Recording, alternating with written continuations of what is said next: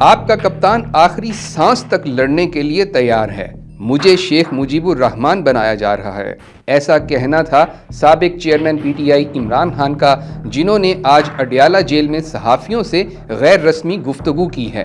Adiala jail میں صحافیوں کے ساتھ غیر رسمی گفتگو کے دوران ایک صحافی نے سوال کیا کہ آپ سے کسی نے مذاکرات کیے ہیں، جس پر عمران خان نے جواب دیا کہ مجھ سے نہ کوئی ملا اور نہ ہی مذاکرات کیے گئے۔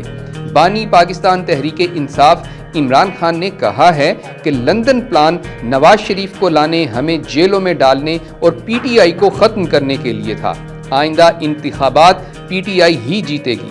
9 مئی لندن پلان کا حصہ تھا، مجھے غیر آئینی طور پر پکڑا گیا۔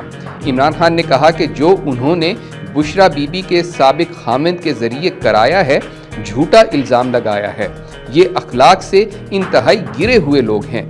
قسم اٹھانے کے لیے تیار ہوں، قرآن پر ہاتھ رکھنے کے لیے تیار ہوں کہ بشرا بی بی کو اس دن دیکھا جس دن میرا نکاح ہوا۔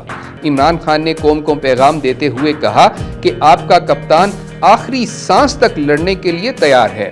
میں آپ کو واضح کر رہا ہوں کہ انتخابات پی ٹی آئی ہی جیتے گی۔ مجیب الرحمان نے 162 سیٹیں جیتی تھیں، اس کے خلاف انہوں نے کیا کیا؟ حالات دیکھ کر خدشہ ہے کہیں یہ الیکشن سے بھاگ ہی نہ جائیں۔